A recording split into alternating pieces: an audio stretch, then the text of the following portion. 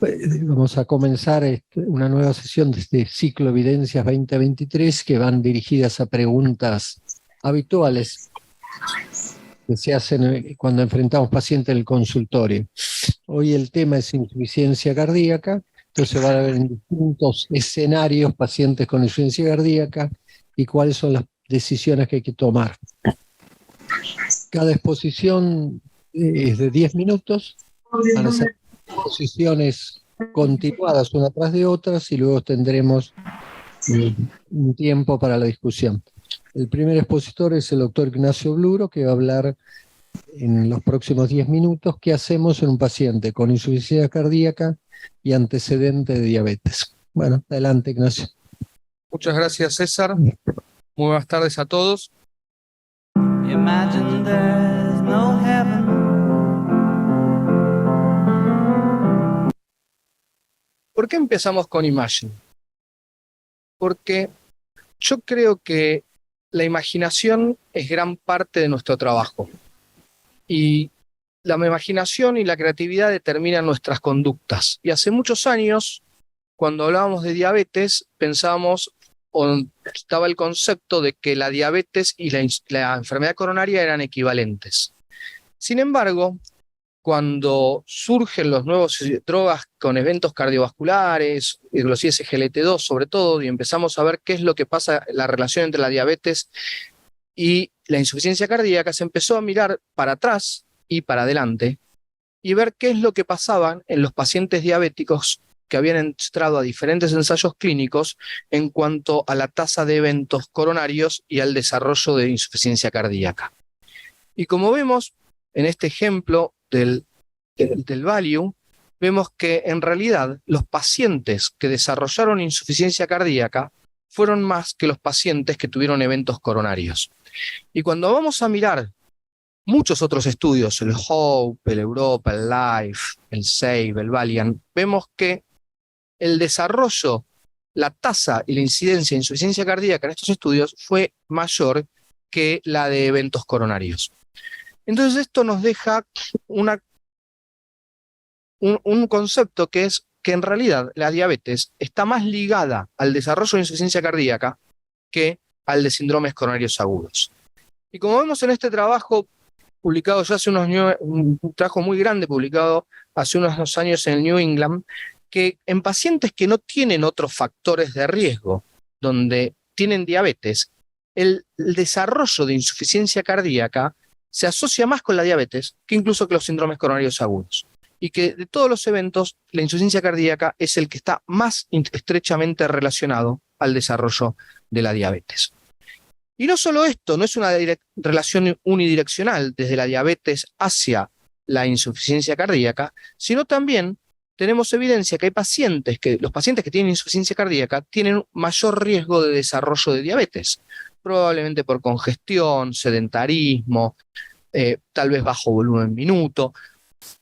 La hipótesis son muchas, pero la realidad es que es una relación que es desde la diabetes a la insuficiencia cardíaca y desde la insuficiencia cardíaca hacia la diabetes. Entonces, si nosotros vamos a ver cuál es la definición universal de insuficiencia cardíaca, vemos básicamente son pacientes que empiezan teniendo signos y síntomas con compromiso de cardiopatía estructural y BNP aumentado o signos de congestión derecha o izquierda. Y eso es la definición que cuando nosotros lo llevamos a la práctica es un paciente que tiene disnea de esfuerzo, que tiene un poco dilatada la aurícula izquierda y un ProBNP 221, o sea que es un paciente de todos los días, ese paciente termina teniendo diagnóstico de insuficiencia cardíaca. Entonces, siguiendo lo que nos dicen las guías es, primero signos y síntomas, ver si tiene alteración del eco o el ProBNP, y después, ahí confirmamos que tiene insuficiencia cardíaca y después vamos a hablar de la función del fenotipo, si tiene función deprimida o función conservada. ¿Y eso qué nos lleva? A que recién, vamos a decir que un paciente tiene insuficiencia cardíaca cuando está en un estadio C, cuando ya tiene insuficiencia cardíaca manifiesta, cuando ya tiene clínica. Pero ¿qué pasa con los pacientes antes de eso? Aquellos que están en estadio B, un estadio de pre-insuficiencia cardíaca o en el estadio A que tienen factores de riesgo de insuficiencia cardíaca. Y el paciente diabético está en este lugar, está en el estadio A y en el estadio B. independientemente si tiene función conservada o deterioro de la función, porque si tiene deterioro de la función o función conservada, es un paciente que lo vamos a tratar acorde a las guías de insuficiencia cardíaca si ya tuvo síntomas. Pero ¿qué pasa con el diabético cuando ni siquiera sabemos si tiene eso? Nos vamos a mirar lo que pasó en el estudio Canvas. Y en el estudio Canvas, un estudio que ingresaban para ser pacientes diabéticos y que fue a medir el ProBNP en todos los pacientes. En aquellos pacientes a los cuales tenían antecedentes de diabetes, o sea, que se habían ingresado al estudio con diagnóstico de diabetes, y también aquellos en los cuales dijeron, no, este paciente no tiene insuficiencia cardíaca. ¿Y qué es lo que vieron? Que la mitad de los pacientes, tanto los que tenían insuficiencia cardíaca reportada como los que no tenían reportada insuficiencia cardíaca, tenían un ProBNP mayor a 125. Entonces, incluso, ¿qué es lo que nos estamos diciendo? Que muchísimos diabéticos que no creemos que tienen insuficiencia cardíaca, en realidad tienen un ProBNP más alto de lo que deberían tener. Entonces, eso pone a estos pacientes y a esas poblaciones de estudios en pacientes que son más propios del estadio A o del estadio B. Si ya tuvieron ProBNP elevado, solamente por eso tienen un estadio B en la evolución de la insuficiencia cardíaca. Y ahí, en este grupo de pacientes, encontramos básicamente 3 estudios clínicos, el EMPA-REG, el Canvas y el DECLARE. Todos ellos que incluyeron pacientes diabéticos con diferentes riesgos, ¿no? Estos son los riesgos del grupo placebo, que tuvieron distintos riesgos, tasa de eventos, pero que todos tuvieron eventos. Y en ese espectro de pacientes diabéticos que no tenían antecedentes de insuficiencia cardíaca, en el cual en el estudio Canvas vimos que la mitad tenían ProBNP elevado, los inhibidores de SGLT2 redujeron eventos. Redujeron eventos sobre todo de desarrollo de insuficiencia cardíaca, de internación por insuficiencia cardíaca y en el EMPA-REG también de mortalidad. ¿Y eso qué es lo que lleva a la Asociación Americana de Diabetes? La Asociación Americana de Diabetes el año pasado saca un documento en el cual dice y plantea que a los pacientes diabéticos recomienda una vez por año medirle el ProBNP. ¿Por qué?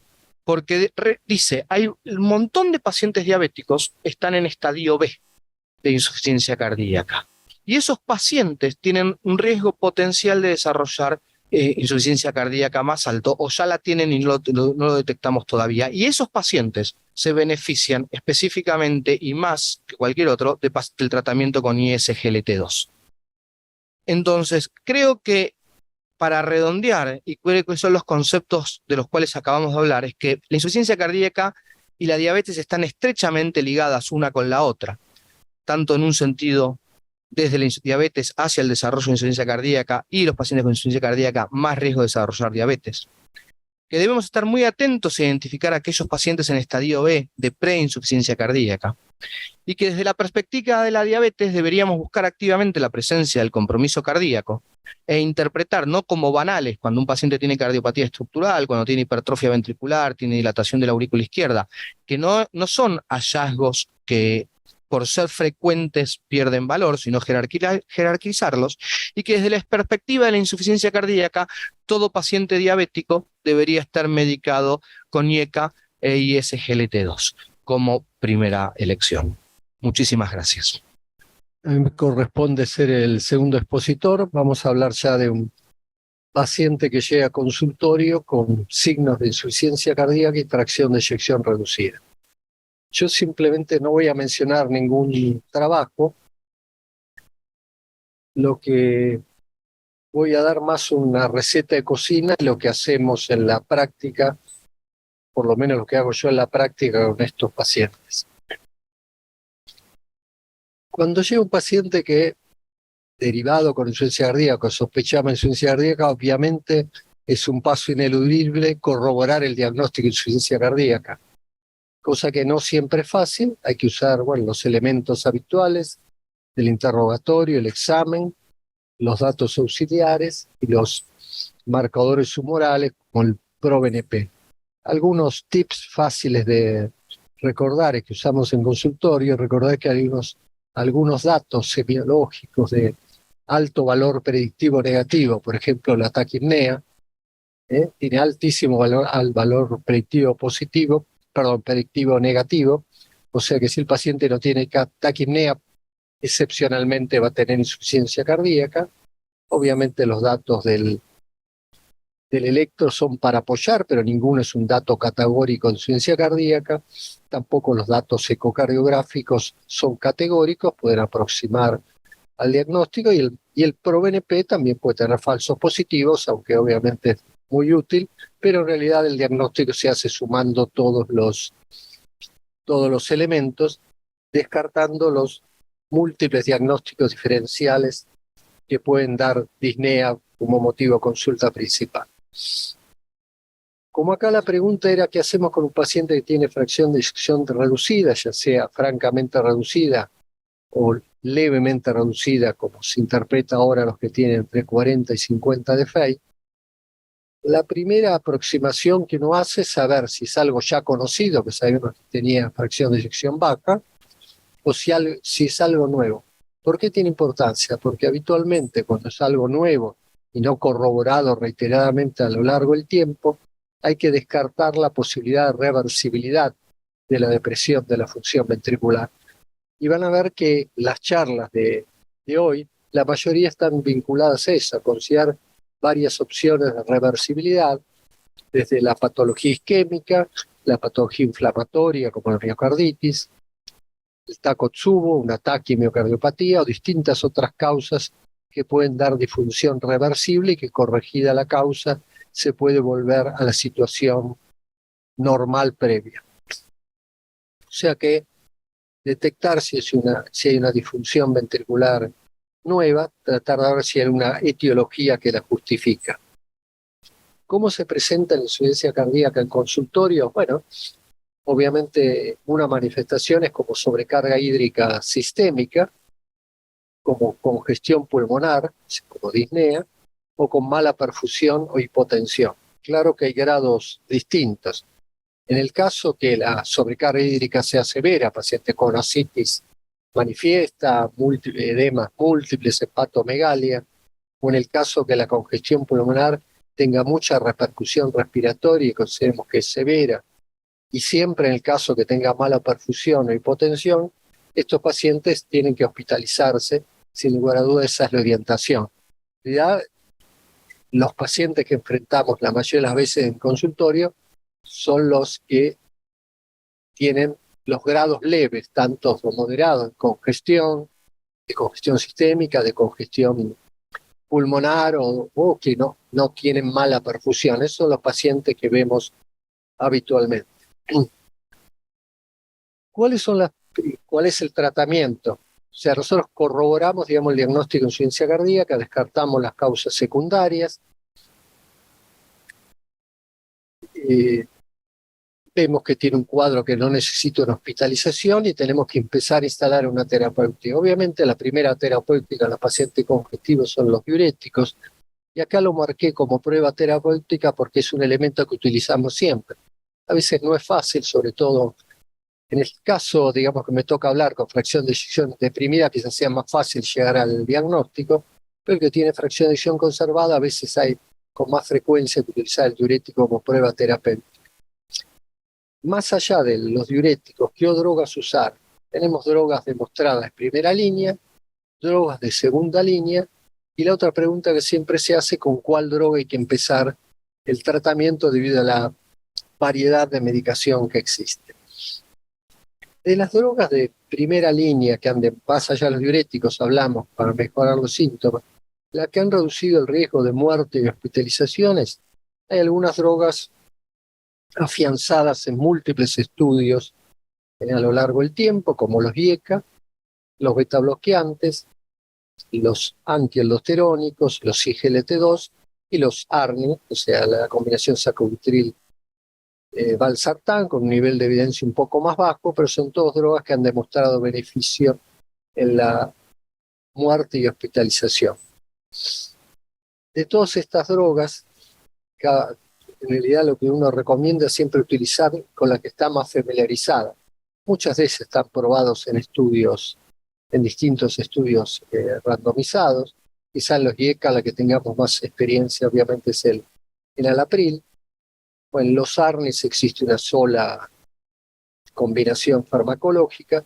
En los betabloqueantes hay 3 el bisoprolol, el carvedilol y el metoprolol, que tienen más evidencia, el nebivolol en un solo estudio, en el estudio Seniors. Y bueno, después los antialdosterónicos, los IGLT2. A estos dos quizás habría que agregarle a la DAPA y a la EMPA. Hay algún otro más que se puede incorporar a esa lista. Y los bloqueantes de la angiotensina es el último grupo que se utiliza cuando no hay una adecuada tolerancia a los IECA. ¿Con cuál droga empezar? Uno podría decir, bueno, empezamos en el orden histórico. Lo primero que se probaron fueron los beta-bloqueantes y los IECA, después los antialdosterónicos, después los ARNE y después agregamos al final los inhibidores los ISGLT2. A mí me parece que es más fácil, a mí se me ocurrió hacer este gráfico que aparece en el consenso de insuficiencia cardíaca de la Sociedad Argentina, que es, más que decir con cuál empezar, es pensar en cuál droga no podemos administrar, ya sea porque debe postergarse porque tiene alguna contraindicación en ese momento, o hay que suspenderla si la recibía, o hay que reducir la dosis si la suspendía. Acá ponemos las líneas de tratamiento, las cuatro grandes IECA, ARA2, ARNE, los beta bloqueantes, los antialdosterónicos y los SGLT2. La principal limitación suele ser la hipotensión arterial. En estos casos hay hipotensión arterial, tanto primer grupo de drogas, IECA, ARA2, ARNE, especialmente los ARNE, que son bastante hipotensores, y los beta bloqueantes es muy difícil iniciarlo, pero que se considere hipotensión arterial, bueno, menos de 90 sistólica, o que la hipotensión sea sintomática, ¿no? Cualquier hipotensión arterial. En otro tipo de drogas, como serían los antialdosterónicos, también puede darse esto en los ARNES, depende del clearance de creatinina y de la hipercalemia. Y para todas estas cosas hay cortes aceptados. Cuando el clearance es menos de 20 o la creatinina más de 3 miligramos, es preferible no indicar drogas que puedan afectar la función renal notablemente, y con valores intermedios de clearance puede empezarse a una dosis más baja. Bueno, es un esquema como tantos que hay, pero es un esquema práctico. Dentro de las drogas de segunda línea, en realidad no se inician en la primera etapa, sino que se van agregando. Ninguna de ellas tiene el nivel de evidencia fuerte que las que mencionamos, ni la iberdadina, que tiene para un grupo especial, ni la combinación hidralacina-dinitrato, la digital quizás limitada solo a los pacientes con FA de difícil manejo.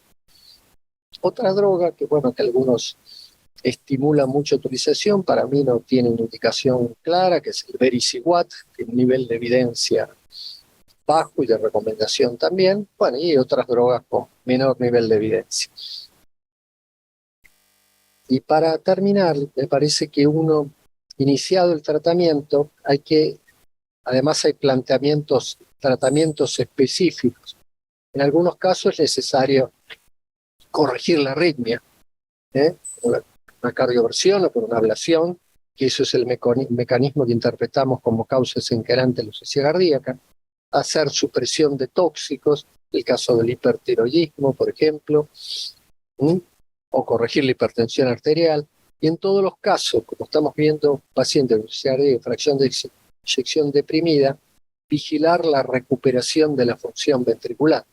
Los pacientes que vimos en una situación donde inicialmente interpretamos que había disfunción ventricular, eso puede ser recuperable en muchos de esos casos.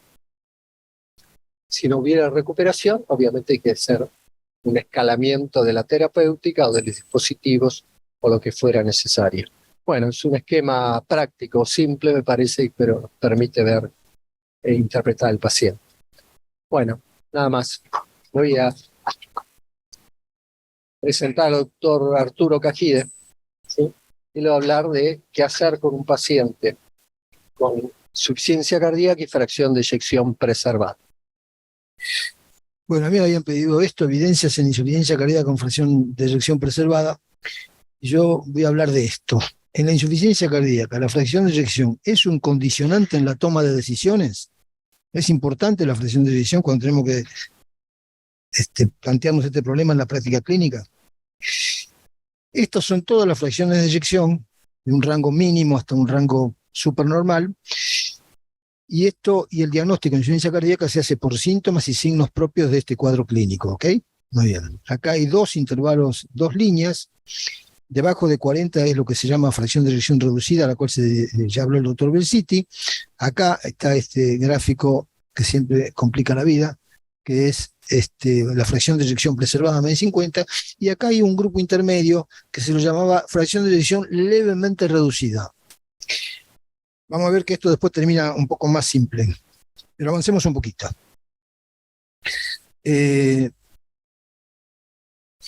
Bueno, en la fracción de eyección reducida el corazón está dilatado, las paredes son muy finas y el acortamiento está reducido. Esta condición, junto con los síntomas y signos de insuficiencia cardíaca, prácticamente hacen el diagnóstico de insuficiencia cardíaca, porque no es una condición muy frecuente tener una fracción por debajo del 40%. Ahora, cuando vamos al otro extremo, ¿cómo es el corazón? Tiene un volumen ventricular normal y una gran hipertrofia ventricular, y esta condición sí es más frecuente. Por lo tanto, si tenemos algunos síntomas y este hallazgo no tiene tanta fuerza predictiva como por lo tanto nos encontramos con que tendrá o no insuficiencia cardíaca. Bueno, ahí vamos con el BNP, y con el BNP pasa lo siguiente. Primero, el punto de corte es mucho más alto, 180, es un criterio sensible, es decir, que cuando está presente puede tener, pero no es específico. O dicho de otra forma, hay muchos que tienen este BNP y no tienen insuficiencia cardíaca. Por lo tanto, acá tenemos un primer problemita. El segundo problemita en el diagnóstico es lo que se llama disfunción diastólica. ¿Y cuál es el problema? Bueno, que se habla que el ventrículo es restrictivo o que tiene una relajación prolongada, pero esto es muy volumen dependiente. Y si está con volumen reducido o con volumen está aumentado de un lado o del otro, se termina pseudo normalizando esa situación y el paciente tiene manifestaciones de flujo mitral o de Doppler fisular que son prácticamente normales, y el ecografista dice es pseudo normal.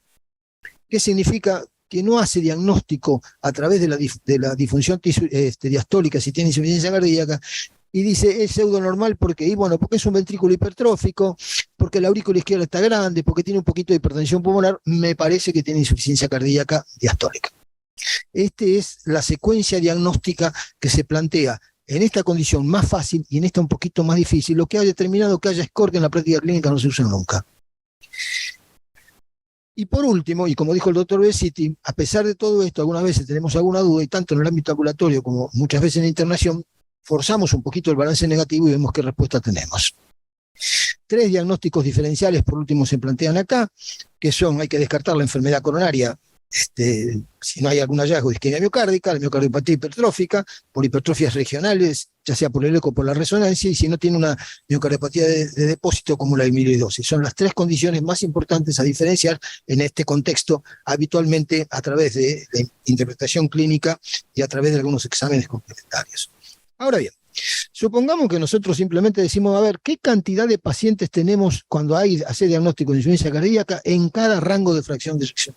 Como ustedes se darán cuenta, no hay un grupo de fracción de eyección reducida y uno de fracción de eyección preservada. Hay un continuo. Y cuando hay un continuo, lo cual es lógico, porque si no tendríamos un grupo de pacientes que no tenemos insuficiencia cardíaca, decimos, bueno, evidentemente la diferencia que tenemos en algunas condiciones es más bien artificial. Lo que sí es interesante es que a medida que la fracción de eyección va aumentando y el paciente tiene clínica de falla de bomba, aparece un segundo invitado, que son las comorbilidades. Los pacientes con fracción de eyección preservada tienen 10 años más en promedio y en general tienen comorbilidades. Y estas comorbilidades hacen que tengamos que cambiar un poquito la estrategia en algunos casos, y en segundo lugar determinan otra condición que es muy importante, sobre todo en términos de evidencia, es la mortalidad cardiovascular sigue siendo igual acá con reducida que con preservada, pero de las muertes cardiovasculares el 80% en las reducidas es cardiovascular y solo la mitad son cardiovasculares. O dicho de otra forma, se mueren igual, pero la causa cardiovascular es menor, y esto tiene importancia en términos de evidencia. De modo que las comorbilidades tienen importancia en cuanto a la interpretación clínica y a la estrategia terapéutica, y en segundo lugar, a algo que después vamos a ver relacionado con el tratamiento. ¿Cuál es el tratamiento? Como dijo el doctor Belsitti, ahora ya ubicamos un punto de corte solo en 50%. ¿Por qué? Porque todas las guías y las evidencias sugieren que hasta este punto 3 condiciones, que son el bloqueo de la angiotensina, los beta bloqueantes y el bloqueo de la aldosterona, todas ellas son efectivas hasta un rango de 50% de fracción de eyección. Lo que comentó el doctor César Belsitti. Ahora bien, cuando uno analiza el efecto de 3 intervenciones, en este caso esto que es en relación a la función ventricular, ya sea la combinación valsartán con sacubitril, ya sea el bloqueo de la aldosterona en este caso, o simplemente un bloqueante de la angiotensina 2, todas esas intervenciones son efectivas a lo largo de un rango muy amplio de fracción de eyección, hasta 50% con una diferencia estadísticamente significativa, y después siguen siendo efectivas, aunque la diferencia no alcanza debido a que hay menor cantidad de pacientes, y esto se debe a que hay menos muertes cardiovasculares, como ya habíamos dicho antes, en pacientes con este tipo de fracción de eyección. Pero fíjense que la tendencia es a lo largo de todo el espectro de fracción de eyección. Hay un segundo tema que es interesante también, y es que, bueno, ok, tenemos un poco menos de evidencia, según lo que comentamos antes, pero el bloqueo de la angiotensina se justifica si junto con la insuficiencia cardíaca preservada es hipertenso, si el paciente tiene cardiopatía isquémica o arritmia, y en el caso del bloqueo de la aldosterona, porque haya tenido un poco de insuficiencia cardíaca, aunque hay algunos elementos de evidencia un poco más. De modo que, en definitiva, la estrategia que usamos con fracción de eyección de menos del 50% es la misma que la que usamos con fracción de eyección de más del 50%. No hay diferencia en la práctica clínica, ya sea por algunas evidencias y ya sea por las comorbilidades asociadas a los pacientes con función deprimida. Ahora bien, hay una intervención, que creo que el doctor Belsitti ya la señaló, que son los SGLT2 inhibidores, el bloqueo del cotransportador sodio-glucosa, que ha demostrado eficiencia hasta el 50%, y ahora vamos a ver cuál es el nivel de eficiencia para ver si, al igual que el bloqueo neurohormonal, lo extendemos por encima del 50%. Bueno, esto es un metaanálisis donde lo que está acá arriba es el efecto de los SGLT2 inhibidores con función más del 40%, y lo que está abajo menos del 50%. Esto sobre muerte cardiovascular e internación, y esto sobre muerte cardiovascular solamente. Como ustedes ven, el efecto que hay en pacientes con preservada, que es esto que está acá arriba, y con deprimida, no hay una gran diferencia y es muy estadísticamente significativo, y lo mismo ocurre en el rango cuando hablamos de muerte cardiovascular. Hay efectos sobre la muerte cardiovascular, sobre todo en la preservada, un poquito menos en la deprimida, pero en definitiva hay efecto en todos los casos. Ahora bien, sin embargo, esto es cuando el punto el punto de corte lo colocamos en el 40%. Y esto es cómo la gente manipula los datos para obtener algunas veces buscar lo que quiere estar buscando. Porque si el punto de corte lo buscamos en el 50%, hay efectos sobre muerte, hospitalización o muerte cardiovascular, pero no la hay sobre muerte cardiovascular. ¿Por qué no la hay? Mi interpretación es que a medida que nosotros nos vamos aumentando en fracción de eyección y el punto de corte lo sacamos del 40 y lo ponemos en el 50, hay menos, se mueren los mismos, pero hay menos pacientes que se mueren de causa cardiovascular. Ahora, cuando hacemos un análisis muy global de todo esto, acaba de más de 90.000 pacientes, y el análisis lo hacemos en un escenario muy amplio, que es la insuficiencia cardíaca, la diabetes, como habló el doctor Bluro. Y bueno, tenemos efectos en todas las condiciones y en todas las combinaciones de estas 3 etiologías, en la insuficiencia cardíaca, en la diabetes, en la enfermedad renal, y en todas las combinaciones que ustedes están viendo, que queda en evidencia en estos números, que no los voy a mostrar, pero que indican que hay efectividad en un escenario tremendamente amplio de los SGLT2 en pacientes con y sin insuficiencia cardíaca. En conclusión, con respecto a los inhibidores, podemos decir que hay una reducción de la internación y de la muerte cardiovascular en pacientes que no tienen insuficiencia cardíaca, pero que, como señaló el doctor Bluro muy claramente, están a riesgo de tenerla. ¿Cuáles son los diabéticos? Y a esto agregaría la insuficiencia renal crónica. Y en prevención secundaria en pacientes que tienen insuficiencia cardíaca. O sea, sirve para prevenir y sirve para tratar este tipo de drogas. Que este efecto es independiente en general de la fracción de eyección y que hay un elemento muy importante que no está tan cuantificado con los otros tratamientos, y es que disminuye la progresión hacia la enfermedad renal en un rango muy amplio de filtración glomerular entre 80 y 40 mililitros por metro cuadrado y por 1.77 metros. Es decir, que este tipo de intervenciones actúa en un escenario particular que es la insuficiencia cardíaca con fracción de eyección preservada. Por lo tanto, el bloqueo de la angiotensina, los beta-bloqueantes, el bloqueo de la aldosterona, los SGLT2 inhibidores actúan en la totalidad del rango de la falla cardíaca. Por último, este es mi último diapositivo, la insuficiencia cardíaca con fracción preservada es una condición cardíaca que tiene asociada comorbilidades en una proporción muy alta. Los enfermos son 10 años mayores y además tienen esto: hipertensión, diabetes, falla renal, anemia, insuficiencia, obesidad, cierto grado de congestión intestinal y sarcopenia. Pues bien, todas estas condiciones modifican el cuadro clínico y existe una base fisiopatológica que permite interpretar cómo hay una interacción bidireccional en este sentido. La falla cardíaca, ya sea por mecanismo no hormonal o por hiperflujo, puede comprometer todas estas condiciones, pero estas condiciones generan un escenario de inflamación, citoquinas y estrés oxidativo que incrementan esto.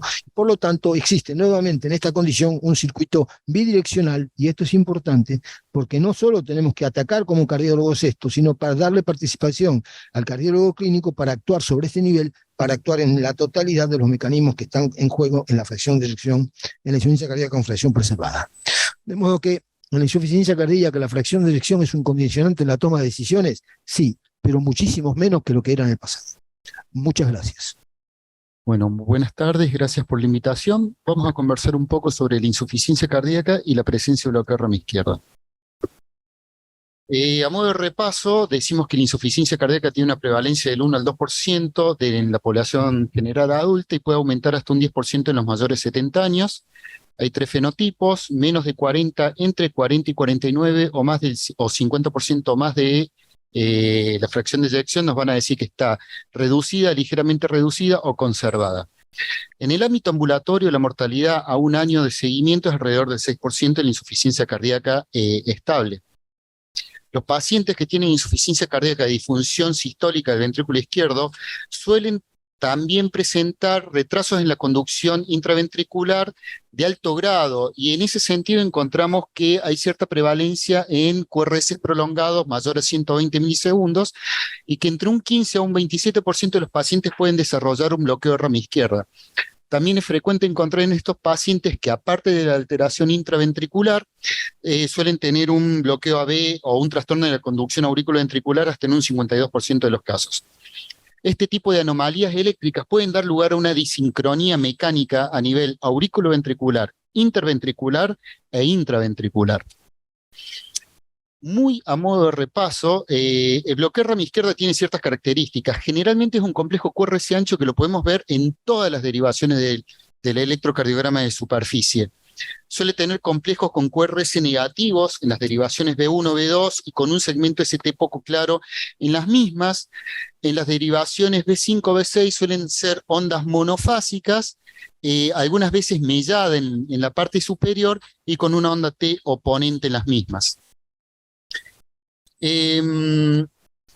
Entre las causas de lo que es insuficiencia cardíaca está la enfermedad arterial coronaria, el infarto agudo de miocardio, la cardiopatía estructural, alteraciones intrínsecas del sistema de conducción, o puede ser secundario a cirugías cardíacas o procedimientos invasivos. También es importante destacar que muchas veces el bloqueo rama izquierda es un hallazgo de consultorio, no necesariamente tiene que implicar una cardiopatía, la podemos encontrar en pacientes perfectamente asintomáticos. Pero en cuanto a lo que es el bloqueo completo de rama izquierda que induce insuficiencia cardíaca o que acontece sobre una cardiopatía previa, hay que tener en cuenta cómo es la fisiopatogenia, parte de su fisiopatogenia. Una alteración de la activación ventricular nos va a llevar a un retardo de la contracción ventricular, asincronía interventricular, y acá aparecen 2 fenómenos: el movimiento septal anormal y la disminución del tiempo de lleno diastólico del ventrículo izquierdo, que finalmente va a llevar al deterioro de la fracción de eyección del ventrículo izquierdo. En este gráfico podemos ver cómo son los diferentes componentes del electrocardiograma en el bloqueo de rama izquierda, apreciando cómo en los primeros milisegundos se activa la rama el ventrículo derecho, entre los 20 y los 40 milisegundos del QRS, se activa el septum interventricular y posterior a esto, y de manera mucho más alejada en el tiempo, la pared libre del ventrículo izquierdo. Y acá aparece un concepto que me gustaría, que mantenerlo o que nos quedemos con esto. Que la sincronía mecánica se debe a la coexistencia de dos zonas de contracción, o mejor dicho, una zona de contracción con una de relajación. Los sectores que se contraen al comienzo sobrecargan los que permanecen aún relajados, que sufren de un aumento de la tensión parietal, del trabajo sistólico y del consumo de oxígeno, y los sectores que se contraen más tarde llevan al estiramiento paradójico de los que se contrajeron con antelación. Entonces, en este sentido, tenemos pacientes que tienen insuficiencia cardíaca. No voy a ahondar sobre esto, pero están los 4 fantásticos del tratamiento farmacológico de la insuficiencia cardíaca. Pero ¿qué hacemos nosotros si tenemos un paciente con insuficiencia cardíaca y bloqueo completo de rama izquierda? Y a pesar del tratamiento farmacológico, la terapia de resincronización cardíaca es extremadamente útil para aquellos pacientes que tienen una fracción de eyección reducida con una FEBI de 35 o menos, mejora notablemente la función cardíaca, los síntomas del bienestar y reduce la mortalidad. También mejora los años de vida ajustados por calidad de los pacientes con insuficiencia cardíaca moderada grave.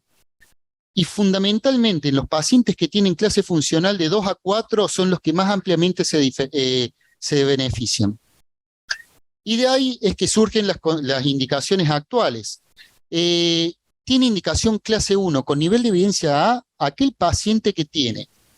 Esto es en una situación particular con pacientes con ritmo sinusal, aunque existen otros tipos de escenarios, pero básicamente insuficiencia cardíaca sintomática, fracción de eyección igual o menor a 35, QRS mayor a 150 con morfología de rama izquierda y que los síntomas sean persistentes a pesar del tratamiento médico óptimo. También también es una indicación fuerte, pero con una clase 2A, aquellos pacientes que tienen un QRS mayor a 130, pero menor a 150.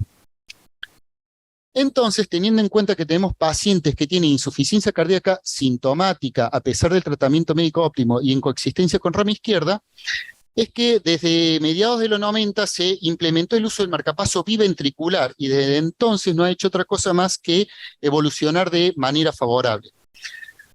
Si bien hay varios estudios, hay 2 que son fundamentales, que es el Companion y el CARE-IF, uno en 2004 y otro en 2005, que básicamente demostraron reducir las hospitalizaciones y mejorar la supervivencia de estos pacientes. Acá tenemos unas imágenes ilustrativas de cómo se ve un resincronizador cardíaco en una radiografía, en una teleradiografía de tórax, que vemos el catéter en aurícula, en el ápex del ventrículo derecho y en la región lateral del ventrículo izquierdo. Acá podemos apreciar lo mismo en una proyección en oblicua derecha, donde se ven el catéter en la punta del ventrículo, el catéter que estimula de manera epicárdica, entrando por el seno coronario, el ventrículo izquierdo y el catéter en aurícula izquierda. Entonces, decimos, los pacientes que tienen insuficiencia cardíaca y tienen bloqueo de rama izquierda se van a beneficiar de la estimulación biventricular endoepicárdica. También aquellos pacientes que requieran estimulación ventricular permanente y coexistan con insuficiencia cardíaca. Sin embargo, hay que tener en cuenta algo, que la respuesta clínica de estos pacientes en gran medida viene de dónde queda localizado el catéter en el ventrículo izquierdo. Algunas veces no se puede seleccionar la vena, no se puede emplazar el catéter en la vena que uno quisiera lograrlo. A veces el catéter emplazado en la vena que uno quiere, vamos a encontrar que hay un 30 o un 40% de pacientes no respondedores. O sea que influye la localización del paciente, incluye la cardiopatía de base. Algunas veces el catéter queda alojado en una región de cicatriz. A veces no se logra la optimización en la programación para mejorar la fracción de eyección. Entonces, del 2019, o mejor dicho, del principio del año 2000 esta parte, pero con un repique digamos hacia fines del 2010, 2019, se empieza a considerar la estimulación del haz de His. La estimulación del haz de His no es una técnica nueva, es una técnica que se remonta desde el 80, pero la primera serie de casos con seguimiento se publicó en el año 2000. Y desde los primeros registros de PubMed hasta la actualidad ha aumentado notablemente la cantidad de trabajos presentados al respecto. Consiste básicamente en localizar la región del haz de His e implantar un catéter en el mismo y tratar de lograr la captura selectiva del haz de His.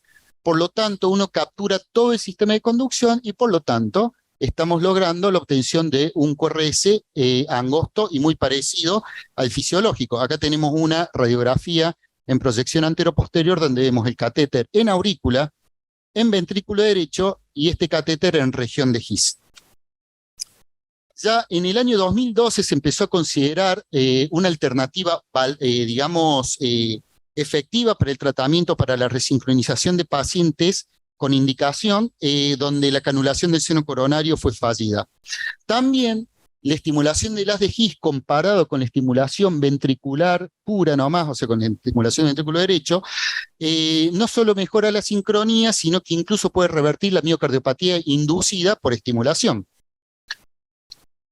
Sin embargo, si bien la estimulación del haz de His ha mostrado resultados muy prometedores, también hay que tener en cuenta que la tasa de éxito es muy variable y esto se ve reflejado fundamentalmente porque a veces el haz de His es una región muy pequeña, a veces es difícil de localizar, a veces el bloqueo de la rama izquierda está muy alejado de la situación donde se encuentra el haz de His, y en este sentido se encontró de que algunas veces se hace una captura selectiva del haz de His y algunas veces no selectiva. Y la captura no selectiva nos llevó al desarrollo de otra técnica, que es la captura del haz izquierdo del haz de His, o sea, básicamente la captura de la rama izquierda y la estimulación fisiológica estimulando directamente la rama izquierda. Y en este sentido, cuando comparamos la estimulación biventricular contra estimulación del haz de His contra estimulación de rama izquierda, estas dos últimas técnicas han tenido, mejores evoluciones en cuanto a la reversión de la insuficiencia cardíaca, la mejoría sintomática de la fracción de eyección, y cuando comparamos estrictamente estimulación fisiológica del haz de His con estimulación fisiológica de la rama izquierda, la tendencia de la estimulación de la rama izquierda es mejor porque la curva de aprendizaje para este tipo de procedimiento es más corta, la técnica es más sencilla, y en cuanto a los parámetros de implante y, implante inmediato y en el seguimiento a largo plazo, los umbrales siempre son mejores y se mantienen estables a lo largo del tiempo, mientras que la estimulación de His, a veces los umbrales pueden cambiar, el catéter se puede desprender, si el umbral es alto, agota precozmente la batería. En definitiva, la estimulación fisiológica termina siendo una alternativa muy valorable para lo que es la resincronización cardíaca. Acá tenemos imágenes en una oblicua derecha, cómo se tiene el septum interventricular, perdón, esto es una oblicua izquierda, cómo se tiene el septum interventricular y el catéter está perforando el mismo. Y acá tenemos una imagen en la oblicua derecha de un cardiofibrilador, donde se ve el catéter del cardiofibrilador, el catéter en el septum bajo y el catéter en aurícula. Entonces, para ir terminando, y a modo de conclusiones, aquellos pacientes con bloqueo completo de rama izquierda con un QRS ancho y que a pesar del tratamiento médico óptimo no logran mejorar la sintomatología, la resincronización cardíaca es una alternativa súper válida que mejora los síntomas, aumenta la calidad de vida, reduce las hospitalizaciones y prolonga la supervivencia. Muchas gracias. Mi nombre es Santiago Sánchez Bustamante, de la sección Electrofisiología y Arritmias del Hospital Italiano, y en el día de hoy vamos a hablar del siguiente tópico. ¿Qué debo hacer en mi consultorio con un paciente con signos de falla de bomba y arritmia ventricular? Probablemente, cuando veamos esta combinación de insuficiencia cardíaca y arritmia ventricular, nos agarre miedo y posteriormente ganas de huir del consultorio y dejar solo al paciente ahí esperándonos, pero vamos a tratar de no caer en pánico y poder darle el mejor tratamiento.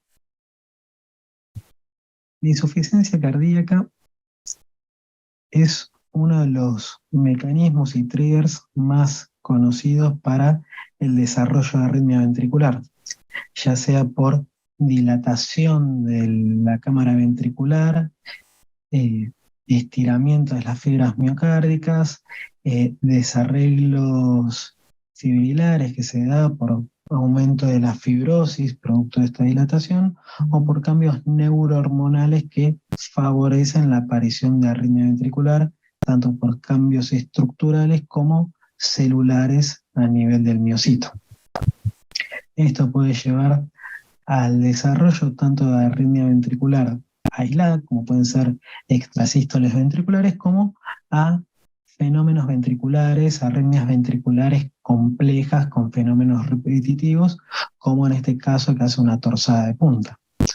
Ahora, también es sabido que la arritmia ventricular de por sí puede favorecer el desarrollo de la insuficiencia cardíaca. Y en este caso, si se desarrolla insuficiencia cardíaca, la insuficiencia cardíaca de por sí, la falla de bomba, puede favorecer el desarrollo de más arritmia, generando un círculo vicioso. Entonces, nos podemos encontrar en tres escenarios. Un escenario de la insuficiencia cardíaca como causa de arritmia ventricular, entonces tenemos que hacer procedimientos o estrategias para evitar la arritmia ventricular o las complicaciones relacionadas a la misma. La arritmia ventricular como causa de insuficiencia cardíaca, entonces lo que vamos a buscar en esta situación es tratar de suprimir la arritmia ventricular o disminuir en su máxima medida para evitar la progresión de la insuficiencia cardíaca.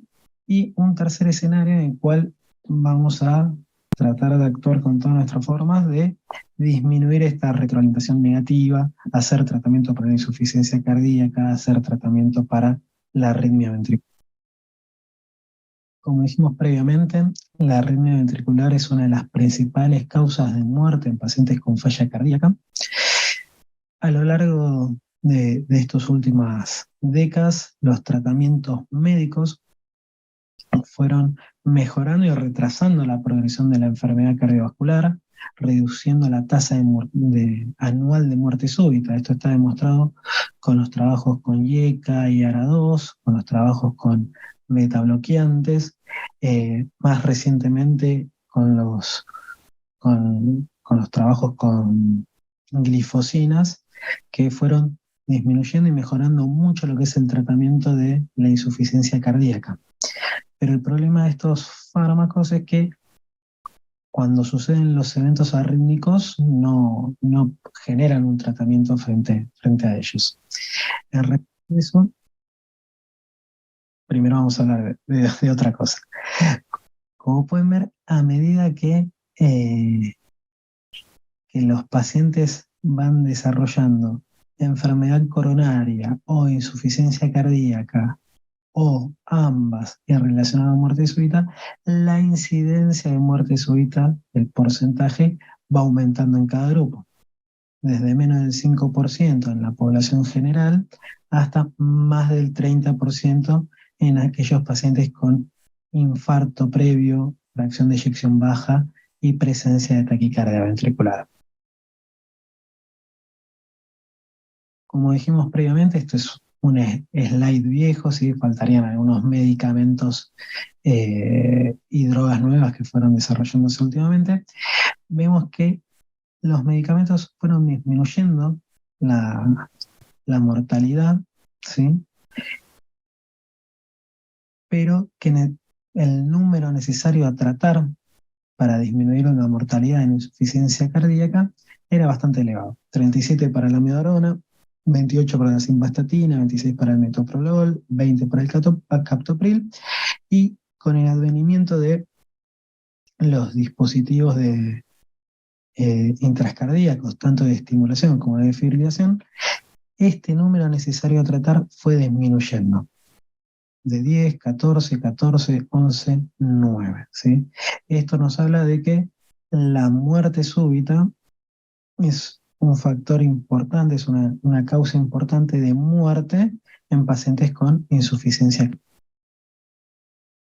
de ahí se desprenden las indicaciones que están difundidas, que pacientes con deterioro de la fracción de eyección y una clase funcional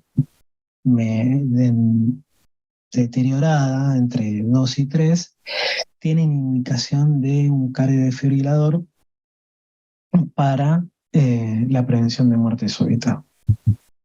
Sin embargo, existe una subutilización del CDI en pacientes en que se encuentra recomendada su utilización.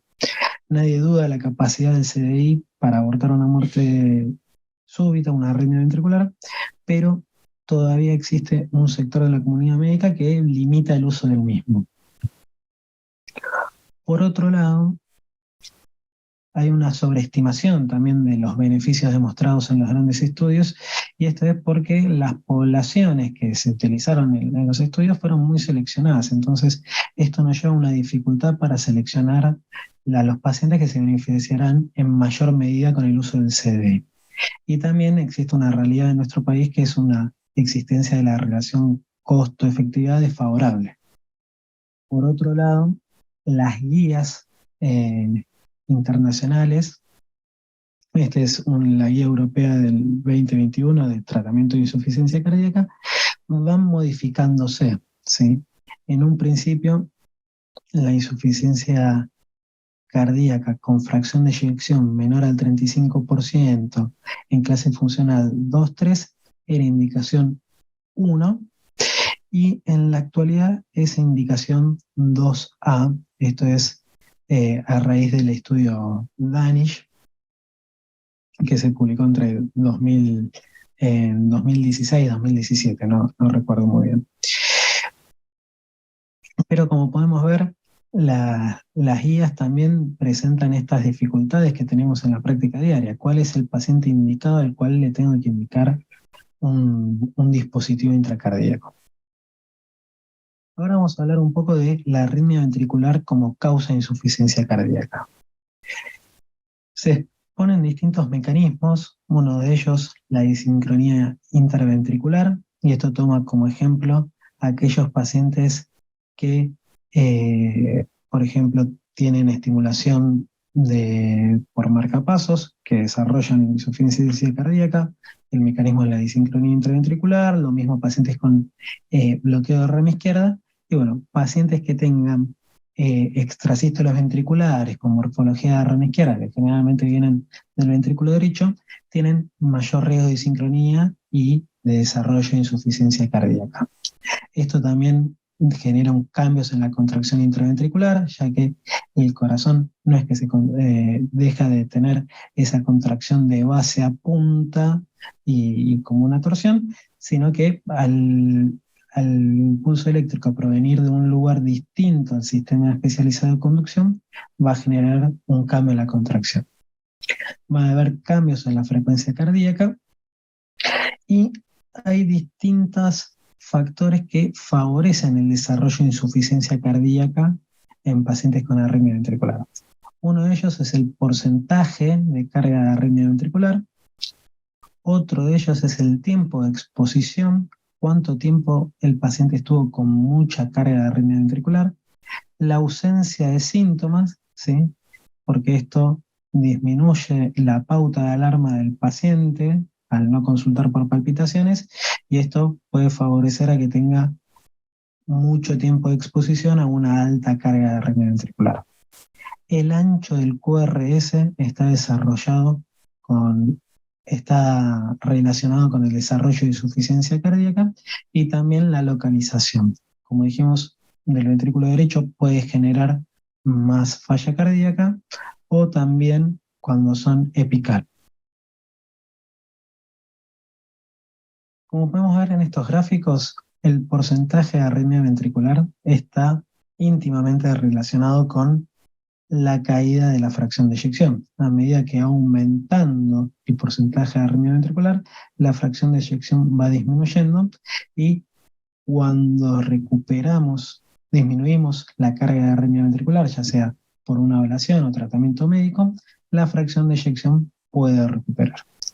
¿Cuál es el punto de corte que nosotros utilizamos para definir cuánto es mucha arritmia ventricular o cuánto es poco arritmia ventricular.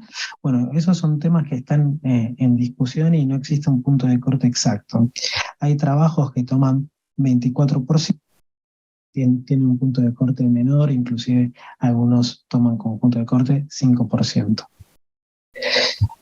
Acá, como podemos ver, esto es un ejemplo de cómo la carga de arritmia ventricular, al disminuir, se ve relacionado con un aumento en la fracción de eyección, una mejoría en la clase funcional y una disminución de los valores de ProBNP.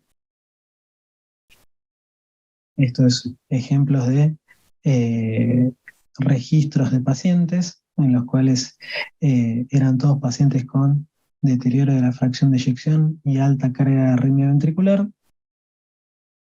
Tuvieron una disminución significativa de la carga de arritmia ventricular posterior a la ablación y tuvieron una mejoría marcada de lo que es la fracción de eyección.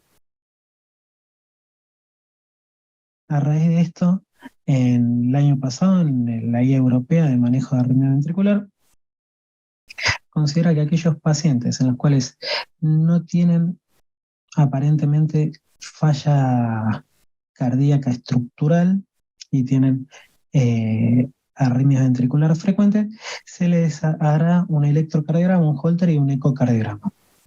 Este acercamiento nos va a dar una clasificación de si el paciente tiene corazón estructuralmente anormal o corazón estructuralmente normal. En este caso, si tiene ausencia de cardiopatía estructural y las extrasístoles ventriculares parecen idiopáticas, vamos a prestarle atención a los síntomas.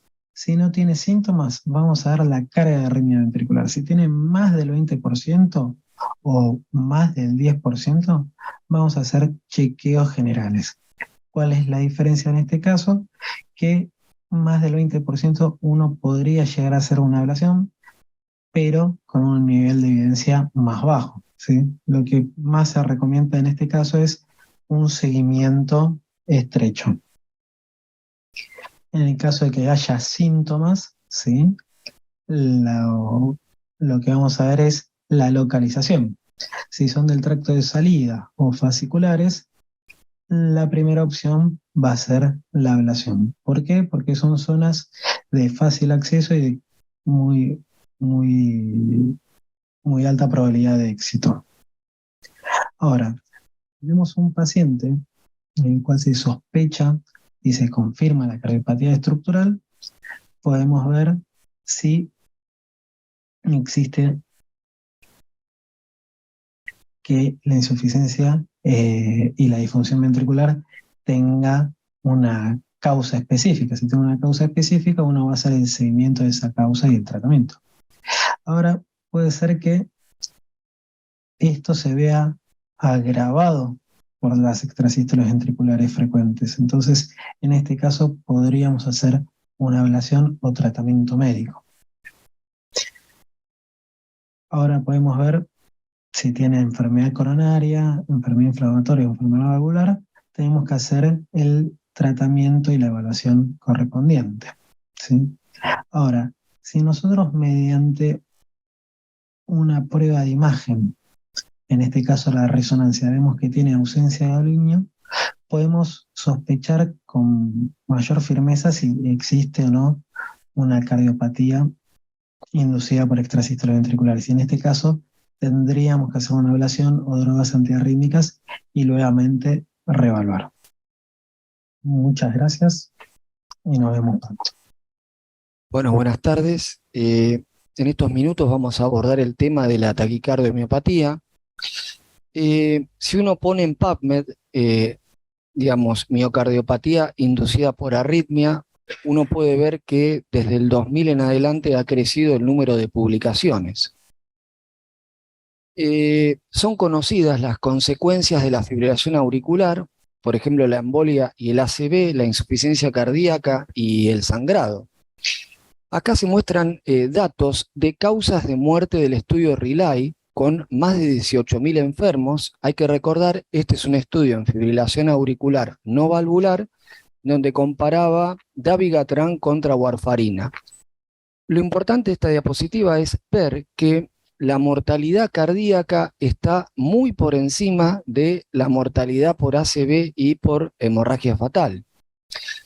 Un poco lo mismo se replica en este registro de la vida real de 47 países, en donde vieron la causa de muerte en más de 15.000 enfermos con fibrilación auricular.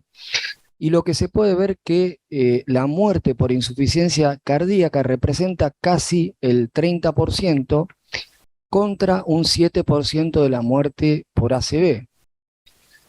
También de este registro se puede extraer que prácticamente un tercio de las muertes en pacientes fibrilados es de causa no cardiovascular, con lo cual dentro de las consecuencias de esta arritmia habría que agregar otros, probablemente el cáncer, las enfermedades inflamatorias y las infecciones. Sabemos que la fibrilación auricular puede desencadenar insuficiencia cardíaca, y que la insuficiencia cardíaca, lo mismo, puede derivar en fibrilación auricular. Entonces podemos hablar de una relación bidireccional. Esto es válido tanto para el fenotipo de pacientes con fracción de eyección preservada como para aquellos con fracción de eyección reducida. En el primer caso, la asociación es más fuerte, ya que es más del doble, y prácticamente el 30% de los pacientes con fibrilación auricular pueden derivar en ICC con fracción de eyección reducida. En esta charla nos vamos a ocupar de esta relación. Entonces, cuando la fibrilación auricular desencadena insuficiencia cardíaca con fracción de eyección reducida, ahí podemos considerar como diagnóstico posible a la taquicardiomiopatia.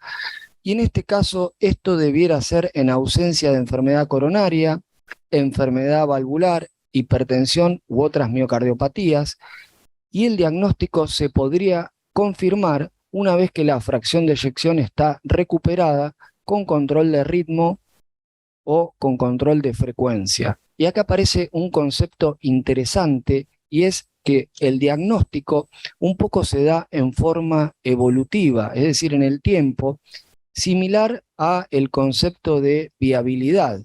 Una resonancia puede mostrar si un miocardio es potencialmente viable, pero el diagnóstico de viabilidad en la enfermedad coronaria se confirma una vez que, luego de la revascularización, mejora la fracción de eyección. Este es un paciente varón de 55 años, muy tabaquista, que se presenta con insuficiencia cardíaca de novo y fracción de eyección reducida, y una fibrilación auricular muy rápida. A este paciente se le estudiaron las coronarias, que eran normales, y como es mandatorio en estos casos, las hormonas tiroideas eran normales. Esto es importante porque los pacientes con hipertiroidismo pueden desencadenar cuadros de este tipo y tienen tratamiento específico. Acá se muestra la resonancia, en donde se puede observar que hay una disfunción biventricular, que no hay regionalidad y el paciente no tenía gadolinio. Estas tres cosas también se apoyan en un diagnóstico posible de taquicardiomopatía. El tratamiento inicial fue diuréticos, anticoagulación, y se llevó a cabo una ablación, y acá se muestra el electrocardiograma posterior a los 2 meses. Este paciente se mantuvo asintomático y con fracción de eyección conservada. La definición de este problema es imperfecto, porque no se aclara mucho acerca de las causas concomitantes.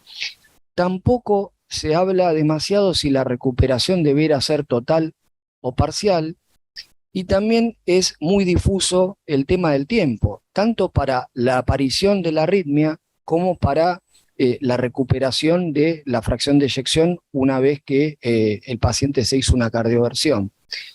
Y esto es importante porque poco hay escrito sobre los pacientes internados, sobre los pacientes que, por ejemplo, se operan de una cirugía cardiovascular. y muchas veces vemos que estos pacientes desarrollan un cuadro de insuficiencia cardíaca y caída de la fracción de eyección que a veces es en pocos días. Es mucho menos lo que se ha escrito en relación a la interrelación que hay entre todos estos fenómenos. Y cuando las definiciones son imperfectas, también es difícil estimar la frecuencia del problema. Y acá, en esta diapositiva, se muestra la recuperación de la fracción de eyección en 2 ensayos randomizados que compararon ablación contra una estrategia de control de frecuencia. Y se puede ver que los pacientes que fueron a ablación han recuperado en el seguimiento la fracción de eyección en forma muy alta, 76% en un caso y 58%. Es decir, que es muy difícil saber la prevalencia, pero probablemente sea más frecuente de lo que se piense. Este es el menú de los pilares del tratamiento, ¿no? En primer lugar, uno tiene que elegir si control del ritmo o control de frecuencia. A mí me parece que en este escenario habría que hacer un esfuerzo por el control del ritmo. La cardioversión se puede hacer en forma eléctrica o farmacológica. El paciente siempre debe estar anticoagulado y debe ser guiada por trance esofágico. Hay que considerar la ablación por radiofrecuencia, sobre todo en forma precoz en pacientes jóvenes y en aquellos casos donde la fibrilación auricular tiene poco tiempo de evolución. Con respecto a los antiarrítmicos, hay que saber que en la mayoría de los casos están contraindicados porque, digamos, uno de los efectos adversos de los antiarrítmicos son justamente las arritmias ventriculares, es decir, que son proarritmogénicos, salvo la amiodarona. Y con respecto a los beta bloqueantes, pueden ser una estrategia útil en el control de frecuencia. Y acá hay que recordar que hay un metaanálisis que se hizo hace un par de años en pacientes con insuficiencia cardíaca y fracción de eyección disminuida, en donde muestra que los pacientes que tenían fibrilación auricular tuvieron menos beneficios que aquellos que estuvieron en ritmo sinusal. Y un poco lo que dicen los expertos acerca de este tema es que tal vez estos pacientes habría que tener precaución con el grado de control de frecuencia. Tal vez no debieran estar tan bradicárdicos como los pacientes que están en ritmo sinusal. Es decir, tener una frecuencia cardíaca entre 70 y 90. Respecto a la anticoagulación, es sí, siempre, aunque no haya otro factor de riesgo, es decir, si el paciente tiene insuficiencia cardíaca con fracción de eyección baja, hay que anticoagularlos. El scores de CHATS no agrega en estos casos. Es preferible usar DOACs, que es una droga que tiene menos interacciones farmacológicas y es más segura porque se asocia a menos sangrado. Y acá el punto es qué hacer una vez que el paciente retorna al ritmo sinusal. Y podemos plantear este esquema para guiar la terapéutica, que está basado en 2 ejes. Uno es la fracción de eyección y otro es la presencia de factores de riesgo. Por ejemplo, pacientes que recuperan totalmente la fracción de eyección y que no tienen ningún factor de riesgo para cardioembolia, en ritmo sinusal no habría que anticoagularlos.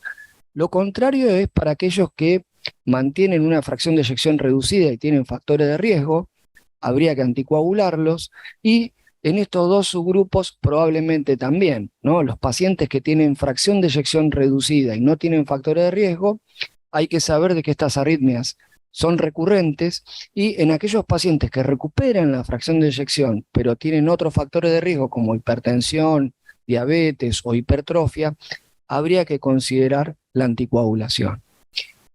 Saber que los inhibidores de enzima de conversión, la esplerenona y las glifosinas, son drogas que, como todos sabemos, disminuyen la mortalidad cardiovascular y las internaciones, y también disminuyen la fibrilación auricular de novo. Lo que sí no sabemos cómo funcionan específicamente en los pacientes con taquicardiomopatía, que probablemente muchos de estos pacientes, sin saberlo en aquel momento, igualmente fueron incluidos en estos ensayos. Otra cosa que es para discutir con el paciente en consultorio qué hacer con estos tratamientos una vez que se recupera el ritmo y la función ventricular. ¿Hay que mantenerlos o no? Probablemente, si la fracción de eyección no se recuperó en forma completa o el paciente tiene factores de riesgos, mi estrategia es mantenerlos. Un poco lo mismo que la anticoagulación. Este es un ex basquetbolista muy prolífico, uno de los mejores de la historia del básquet, Karim Abdul-Jabbar. Esto es de febrero de este año y este hombre tuvo una fibrilación auricular y es interesante porque Bristol y Pfizer lo reclutaron para hacer una campaña en favor de la anticoagulación en esta patología. Pero volviendo un poco al principio, muy poco se habla de la insuficiencia cardíaca, o al menos no tiene esta notoriedad. En resumen, en esta pirámide podríamos incorporar el universo de la fibrilación auricular. En la parte alta de la pirámide está la fibrilación auricular con fracción de eyección baja. En el medio, la fibrilación auricular con fracción de eyección preservada. Tomando términos de la enfermedad coronaria, esto podría ser insuficiencia cardíaca en prevención secundaria. Y en la base de la pirámide está la fibrilación auricular en prevención primaria.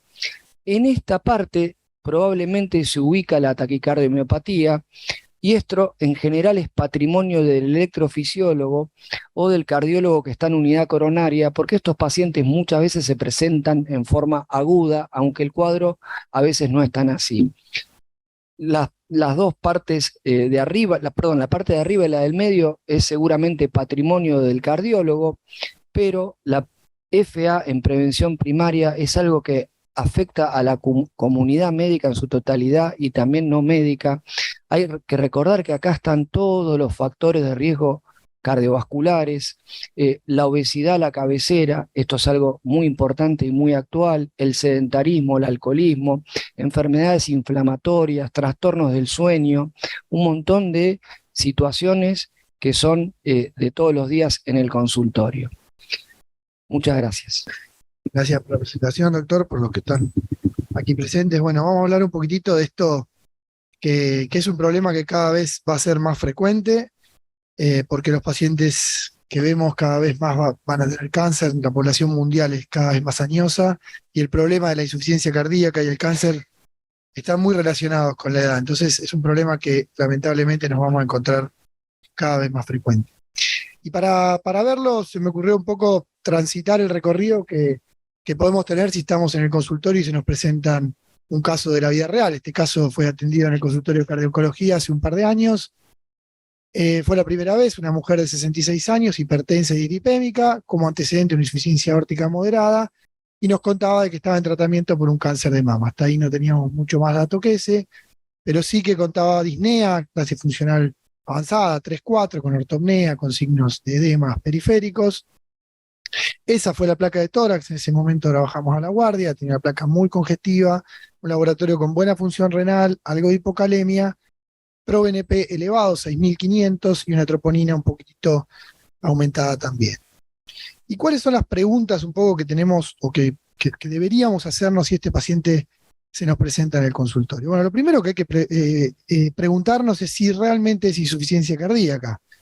En este caso no hay duda de que era insuficiencia cardíaca, paciente con signos clínicos de insuficiencia cardíaca, con signos de laboratorio de insuficiencia cardíaca, con una placa muy congestiva, la paciente tenía insuficiencia cardíaca. ¿Por qué es importante preguntarnos eso? Porque muchas veces en el consultorio, y no solo de cardiología, también de cardiología general, si una paciente o un paciente está en tratamiento del cáncer, muchas veces el paciente no va a tener insuficiencia cardíaca, pero va a tener alguno de estos síntomas, va a tener edemas.